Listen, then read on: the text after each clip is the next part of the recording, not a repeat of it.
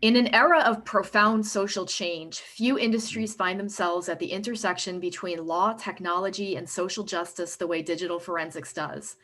This month on the Forensic Focus podcast, our vendor edition welcomes Henrik Tjernberg, chairman of the board of our longtime sponsor, MSAB.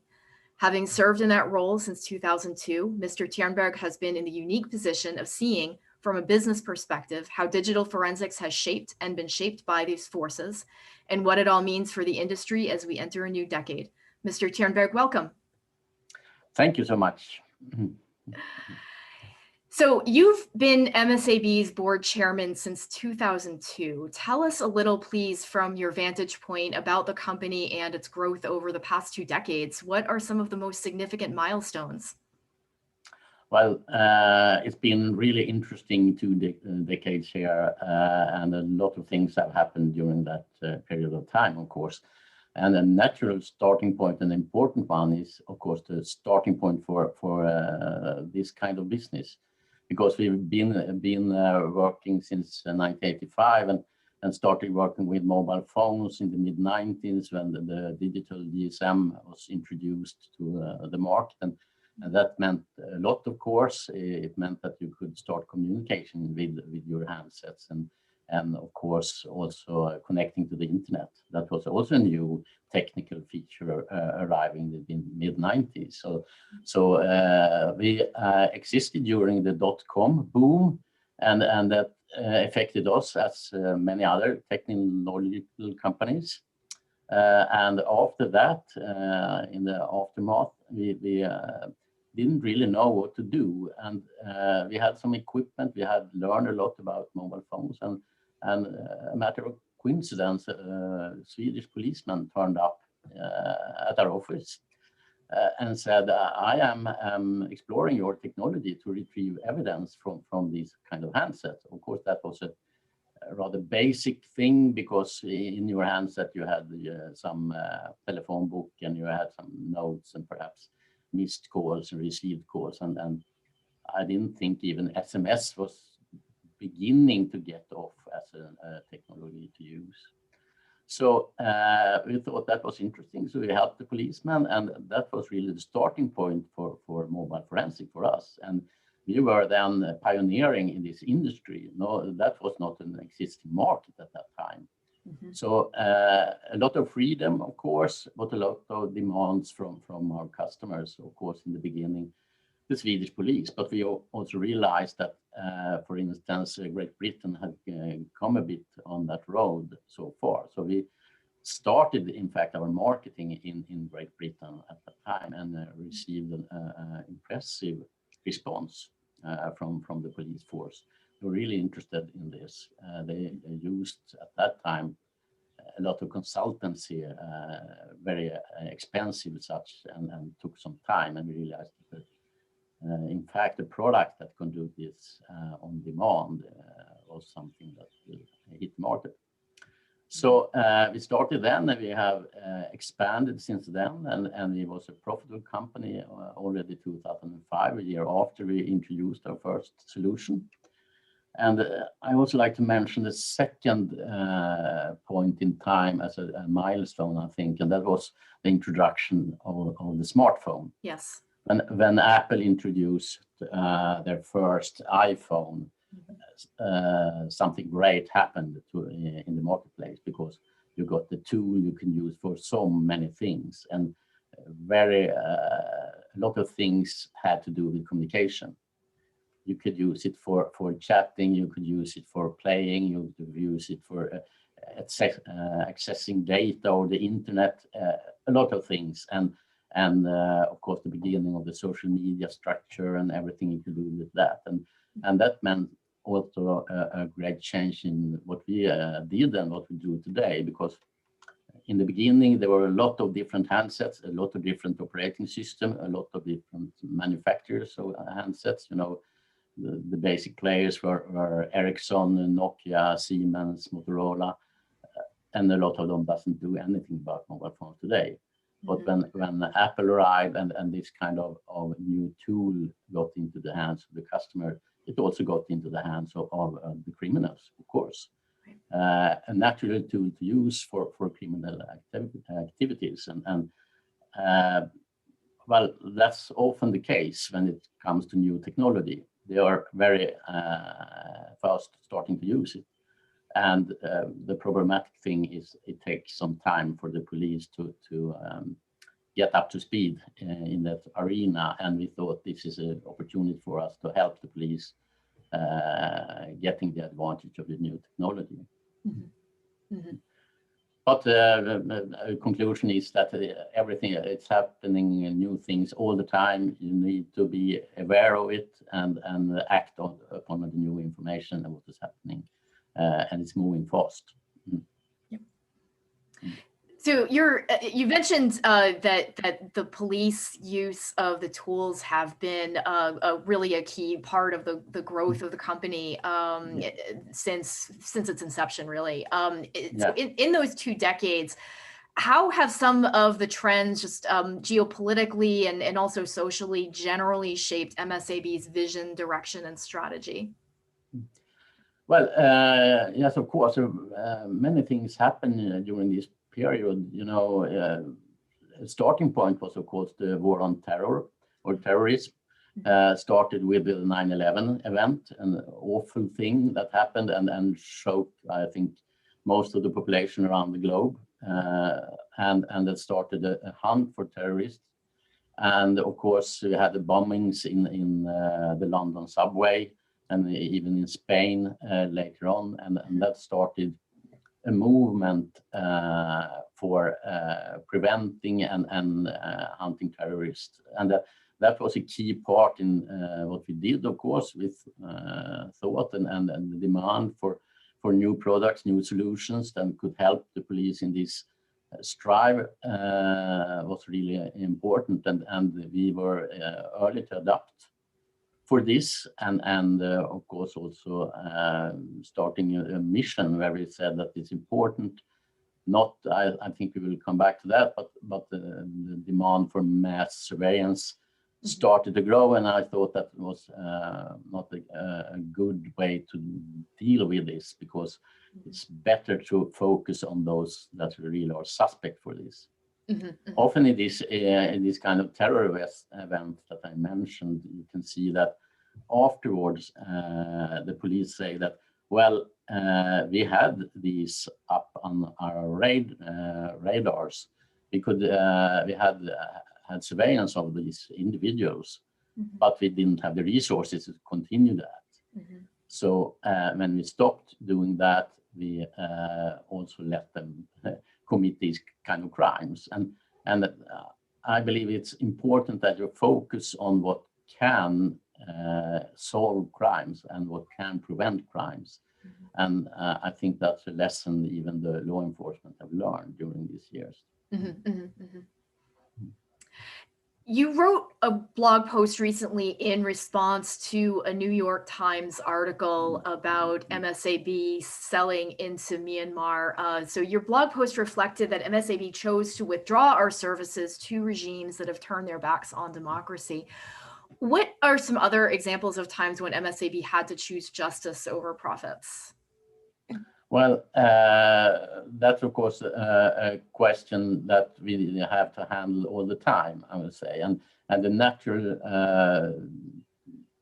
times and part we can mention, of course, is China and Hong Kong, which we choose to withdraw from a year ago or more, and of course we do this kind of difficult decisions all the time. We cannot, so to say, put that on paper and be happy with it, because things are changing all over time, and we need to make these kind of decisions even every day, so quite often, I would say. And that's of course a discussion and then the judgment, and we need a lot of things to make those. But I say as a general rule, and I think it's important for our business as well, that we choose the right thing to do before profit. And I think it will be profitable over time. That's important because they work together. In short term, it could be economic loss for the company, but in long term, it will be a profit. So it's not so that we choose between profit and just thing to do. It's how we think about it, and we think it's a good time. It's we are in the business of trust, and everyone, our customers, public opinion, and everyone should trust that we do the right thing. That's important.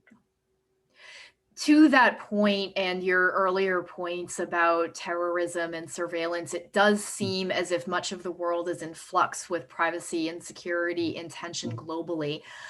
So the lines may not always be as clear as in Myanmar. How can corporate leadership keep track and pivot when needed in response to these subtler shifts in political winds? Well, it's really difficult, I would say, because this is not black or white. It's a gray scale, and things change over time. So a lot of things, I think you should start with the standpoint. What are your long-term goals? And for us, it's important to be the good guys, do what's right, have this moral compass. We believe in human rights. We believe in freedom of speech, freedom of expression, and everything around that. It's important. We believe in democracy and building that. Then we need to gather information, as much information we can around the situation in the target region or the target customer. And we do that by looking at those who are professional in these areas. And we have looked at Freedom House, we have looked at Human Rights Watch and Amnesty International. We are also a really knowledgeable person in the board of directors, former foreign minister in Sweden, former prime minister in Sweden, Mr. Carl Bildt, that has an extensive knowledge of international business and what is happening in different regions.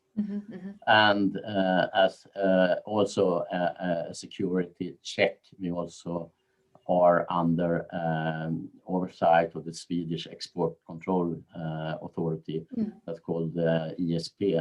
And of course, we need export licenses and such from them.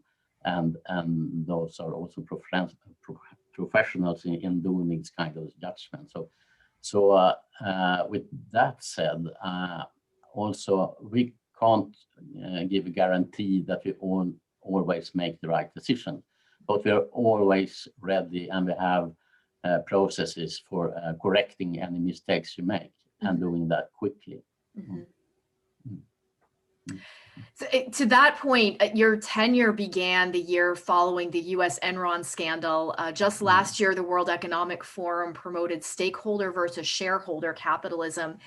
In your view, how can corporate leaders maintain their sense of balance between good ethics and good business so as to avoid missteps? Yes, that's also an interesting and quite a difficult question. I know Milton Friedman once said that the business of business is business. And I don't totally agree with that, because I think the business of business is the right business and doing the right thing. And I believe that will be good both for shareholders and other stakeholders in this business. But you need a moral compass, you need a DNA, as we call it, that's doing the right thing, selling to the right people, selling to the right organizations. And because, of course, it can happen that our equipment can be used in the wrong way. And then we take precautions to prohibit that. Of course, we have every kind of document in place for it, but we also need this kind of gut feeling for what is right and what is wrong. And we try to build that into our company culture. So everyone, every co-worker in MSAB knows what is the right thing to do and what is not. Of course, this is a continuous process, and also it's good for our business because it makes it easier for us to recruit new people. They like this idea of doing the right thing. And I'm getting, I became 60 last year. So I've been around for a while, and of course with the MSAB, but when I studied at the Royal Institute of Technology in Stockholm, I remember that the two things that was interesting at that point for students, that was the salary and of course the brand name of the company. So Ericsson in Sweden and ABB and IKEA, of course, was interesting companies to work for. But today, I think it's moved in the right direction. Those you are recruiting, they are interested in do we have a moral compass? Do we have a standpoint, an ethical standpoint in what we do? And they are asking these questions. So of course, salary is important, but it's also important to what you should work all the working week should be a good thing. And that to feel good, you can go to sleep knowing you have done a good job, both for humanity as a whole and for the company. So I believe it works together. And in these kind of times, there are a lot of acronyms flowing around companies. You have, for a couple of years ago, it was CSR, corporate social responsibility. Today, I think it's ESG, it's environmental, social, and governance. And of course, ETI, ethical trading initiative, and such things. And those are important, but the most important thing of all is what you actually do.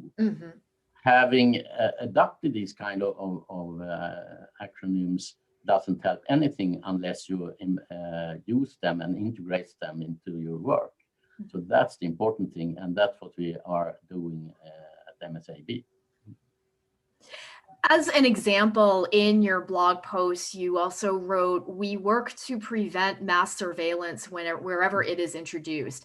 Can you tell us a little more about those efforts? How is MSAB uniquely positioned to prevent mass surveillance? Yes, of course, I think I mentioned a little about it earlier, but the police can use two different directions trying to solve crimes. You can believe that all the citizens are suspect. That leads to mass surveillance, and that leads to a huge amount of data, and it leads to a step from democracy, I believe. Or you can use equipment that's targeted at really suspect. And that's what our equipment does. It makes it possible for the police that focus on the evidence that the suspect have in their phones. So that's an important thing. And I usually take up an example from Sweden. Of course, you're often proud of being one of the leading democracy, human power state, and doing everything by the book, and everyone should look up to us. But if you look closely in the beginning, after these all the terror events and everything, the EU enforced a directive called the Data Retention Directive that forced every operator active in the Europe or EU had to, by law, store information of every call made, every access to the internet, every SMS sent and received, and where the position was for those. After a special case in the Supreme Court of the EU, that directive was withdrawn. It was against human rights. It was against the privacy. You have the right to have a privacy of your conversations and what you do. So that was withdrawn, and many countries in the EU took away that kind of legislation. Sweden didn't. So we that came up a new case from Sweden, and the Swedish law had to be removed. And after a while, Sweden put up a new legislation around this, and the legislation contained the same faulties as the first one. So today, all the operators in Sweden need to store information when old grandmother Anna needs to talk to her granddaughter, you know. And of course, all the criminals, they know how to bypass this, because they use encrypted chats, and they use everything else, but not the thing that the operators are storing. So that's important, because a lot of resources, the cost for doing this kind of mass surveillance that the government does is enormous. And it doesn't give any new information. It doesn't give any important information. But what it does is it removes freedom, it removes human rights from the Sweden citizens. And even NSA realized a couple of years ago that doing this kind of mass surveillance is removing the focus from those who are suspects. So it's a combination of having focus of where the law enforcement should have the focus, of those who are really the criminals and those who are committing crimes, not having focus of those who are innocent, will be innocent, and will never do any crimes. So that's my point here, that mass surveillance costs a lot and give nothing but reducing freedom from ordinary citizens. And I sometimes use the quote from Benjamin Franklin saying that you cannot trade freedom from security. You know what I'm aiming at there. So and I think that's important. You cannot. Of the discussion is well, you can, if you have nothing to hide, you have nothing to be afraid of, and that's why it doesn't matter if the government looks at what you do all the time. But I think it's a dangerous thing to do, because that is a step away from democracy, the freedom of speech, freedom of expression. Even though if you don't think so, it means that you have in your mind that somebody else might read what I'm writing, or might see me, or might listen to what I'm saying. And that's a restriction you shouldn't have in a democracy. Well, yeah, because the definitions of what counts as criminal behavior can really change, can't they? Yes, yes, and of course, in a democracy, you don't know if it's a good government or so.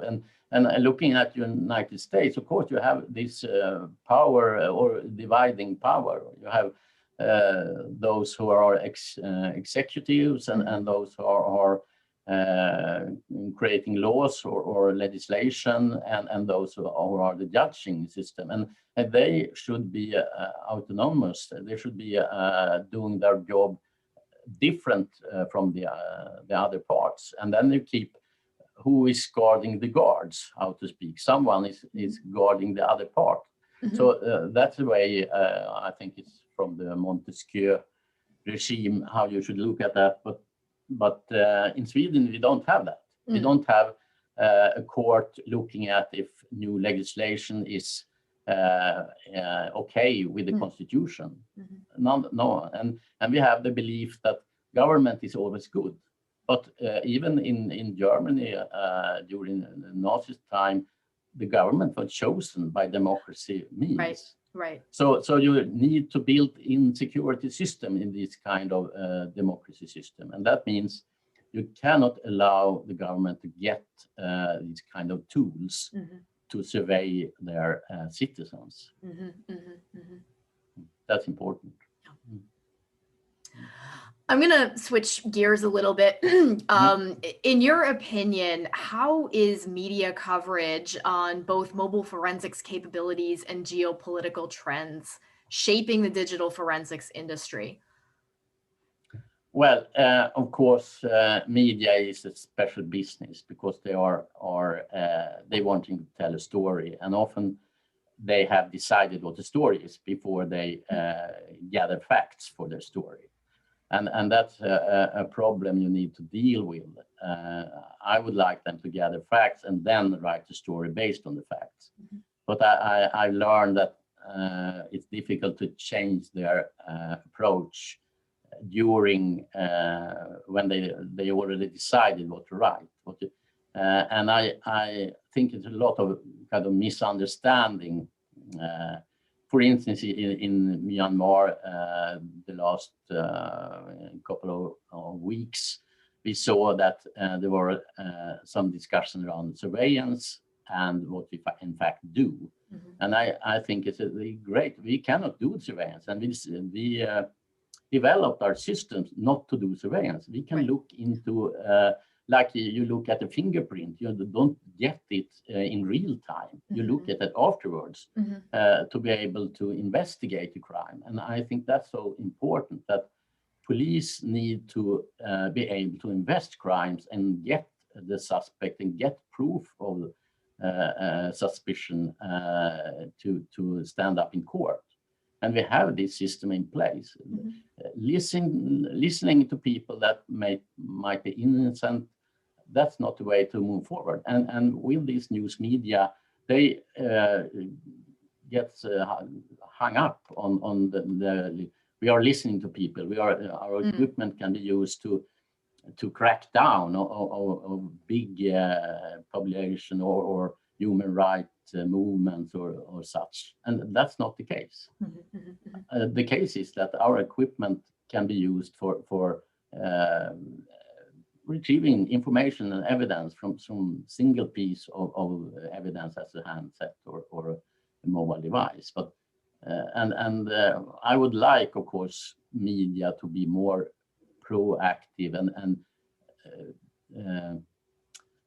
how should I put it? They should also see the good things we are doing. Mm-hmm. How this can be used in the greater good for just keeping democracy alive and helping democracy to grow in those areas where it's starting. I mentioned earlier the Arab Spring in the 2010, and we thought that as a democracy movement, we thought that this is a starting point of at least in the Middle East and the areas around that, they should move in democracy. And we like to help them, because building democracy is not done overnight. Mm-hmm. It takes some time. Right. It takes the time to build these kind of institutions, as I mentioned, law enforcement and judgment systems and rule of law and everything around democracy to keep it stable. It's a rare thing and it's fragile to keep. But that didn't, in the Arab Spring, it didn't turn out well. We have still living with the conflict in Syria. And so that means we really need to think how to support the starting point for democracy. We cannot wait until it's up and running, because that takes some time, and we need to help them and support them during that. And I hardly believe that preventing crime and making it possible to stop child abuse, violence, drug affairs, everything around that, it's really important, even building democracy. Mm-hmm, mm-hmm, mm-hmm. In this landscape, including the narrative that media is driving, how do you think the industry as a whole is doing at responding, both in terms of public image and in terms of customer satisfaction, including some of those factors that you just mentioned? Where could we all improve? Well, we can improve a lot, I would say. We can stand up for what we believe in. We can stand up for what we do. We have a tendency of hiding and just trying to avoid any media coverage of what we do. And I can understand it from the law enforcement point of view. That they want to not to reveal what they are using, how they are investigating crime and such. But that's, of course, some judgment you need to make. It's important for the public opinion to gaining trust in the police, and we can see, for instance, an example of that in London Metropolitan Police, which is one of our good customers, how they gained trust from the public by using our tools in connection with when they reported crimes. And you get the feeling that the police are acting when crimes are reported. And that's important. You shouldn't just make a note in a notebook and saying, we'll see if you have time for this in a later stage. You should be ready to retrieve evidence, retrieve information, making the start point of an investigation. Then you're gaining trust from the public opinion. And that's an important thing. And I really think both the industry and the law enforcement can help improving that picture. From I think the public picture is very much that we have a crimes solving rate in Sweden below 10% today. That's 9 out of 10 crimes are never solved by the police. And that's, of course, not gaining any trust from the public. And then the things start as gated communities, and you start to getting not a nice society, I would say. It's a afraid society that hiding and don't think that police can really do their work. And then the demand for harder punishments arises, more policemen arises. But that's not the important question. The important question is doing an efficiency work, making the policemen work more efficient, solving more crimes, and doing that in a faster, quicker way, but maintaining the quality of evidence, the demand for just system that you need to take all the evidence into account. But I think our equipment helps doing exactly that. Well, Mr. Tjernberg, thank you again for joining us on the Forensic Focus podcast. We appreciate your time. Thank you so much. It was nice to be here. Yeah.